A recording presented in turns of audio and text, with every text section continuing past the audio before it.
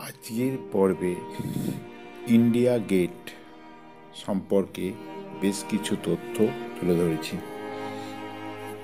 India gate ভারতের জাতীয় স্মৃতিসৌধ। এটি ভারতের রাজধানী নতুন দিল্লির কেন্দ্রস্থলে অবস্থিত। এটি দিল্লির একটি অন্যতম দ্রষ্টব্য স্থান। প্যারিসের আর্ক দে কিসচালের আমলে 1831 সালে নির্মিত এই সৌধটির নকশা করেন স্যার এডুইন লুটিয়েন্স। আগে এর নাম ছিল অল ইন্ডিয়া ওয়ার মনুমেন্ট।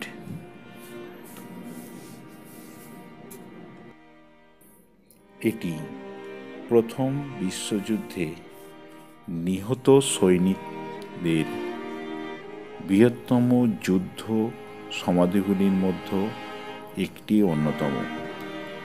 এটি 1931 সালে 12 ফেব্রুয়ারি তৎকালীন ভাইসরয় লর্ড আরউইন এর উদ্বোধন করেন।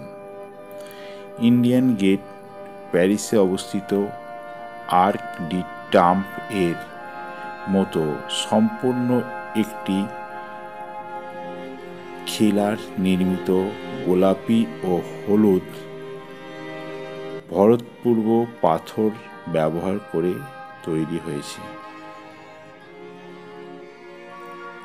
এই ইন্ডিয়া গেটের উপরে লেখা আছে একটি বিপরীত L1A1 লোডিং রাইফেল, একটি ইনস্টলেশন যা একটি কালো মার্বেলের প্যানেলে একটি যুদ্ধের হেলমেটের সাথে মুকুট পরা ইন্ডিয়ান গেট খিলানের নিচে অবস্থিত। ক্রমাগত জ্বলতে থাকা সিএনজি জ্বালানিযুক্ত 4টি কলস বিল্ডিংটিকে ঘিরে রেখেছে। একটি সেনোটাফের প্রতিমুখে সোনার অক্ষরে লেখা অমর জওয়ান।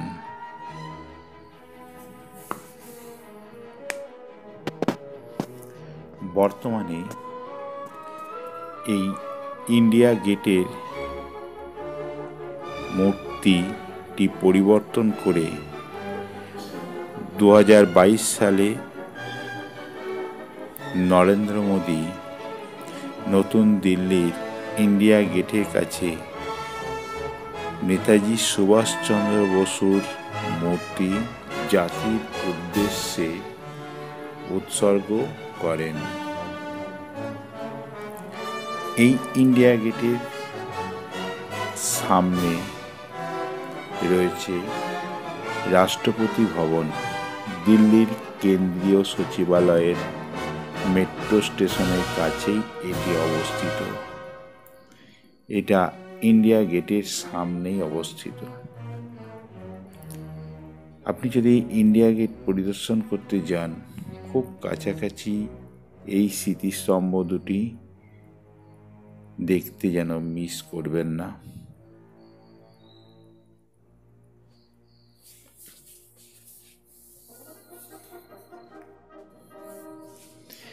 এই ইন্ডিয়া গেট ভারতের বৃহত্তম যুদ্ধ স্মারকগুলির মধ্যে গণনা করা হয় এবং প্রতি বছর প্রজাতন্ত্র দিবসে প্রধানমন্ত্রী অমর জওয়ান জ্যোতিতে তাদের শ্রদ্ধা জানাতে গেটে যান, যার পরে প্রজাতন্ত্র দিবসের কুচকাওয়াজের শুরু হয়। ইন্ডিয়া গেট প্রায় নাগরিক সমাজের বিক্ষোভের একটি স্থান এবং পর্যটকদের কাছেও এটি খুবই জনপ্রিয়।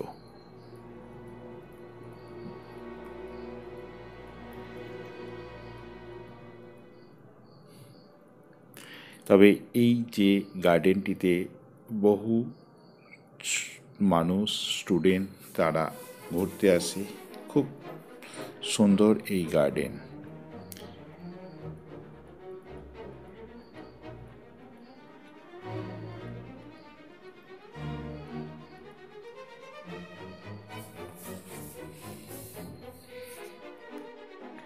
তবে একটি মজার বিষয়, ইন্ডিয়া গেটের মালিককে যদি জানতে হয় তবে সেই কথাটি বলার আগে বলি, KRBL লিমিটেড এই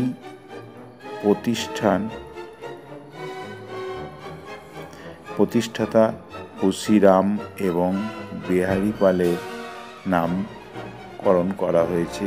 আজ বিশ্বের অন্যতম বৃহত্তম রাইস মিল।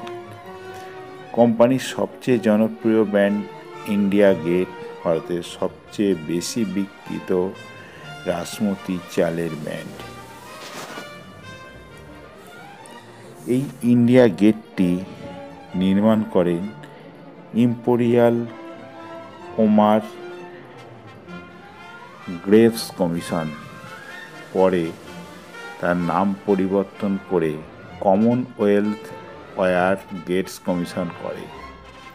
তার আদেশে নির্মিত ব্রিটিশ স্মৃতিসৌধের মধ্যে একটি।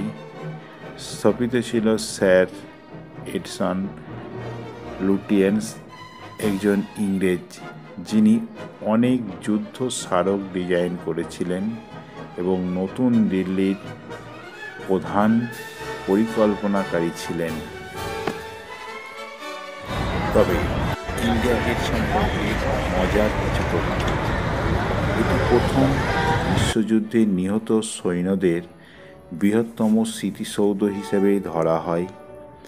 12 ফেব্রুয়ারি 1931 সালে ভাইসরয় লর্ড আরউইন এটি উদ্বোধন করেন।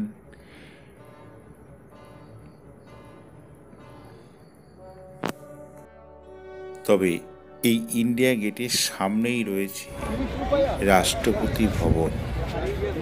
দিল্লির কেন্দ্রীয় সচিবালয় ইন্ডিয়া গেটের সামনেই রয়েছে। এই ইন্ডিয়া গেট থেকে উল্টো দিকেই এই রাষ্ট্রপতি ভবন, রাইসিন ভিলা, যেখানে বর্তমান রাষ্ট্রপতি দ্রৌপদী মুর্মু এই ভিলাতেই বসবাস করেন। তার সামনে দিয়ে একটি বড় রাস্তা চলে গেছে। এই দূরের মূর্তিটি দেখা যাচ্ছে, এটি বর্তমানে প্রধানমন্ত্রী নেতাজি সুভাষচন্দ্র বসুকে উৎসর্গ করেছেন তার মূর্তি নির্মাণ করে। এই ইন্ডিয়া গেটটি অসাধারণ। দিল্লি থেকে খুবই কাছেই, নিউ দিল্লিতেই অবস্থিত। পাশেই রয়েছে পার্লামেন্ট ভবন, নিউ পার্লামেন্ট ভবনও রয়েছে এর পাশেই।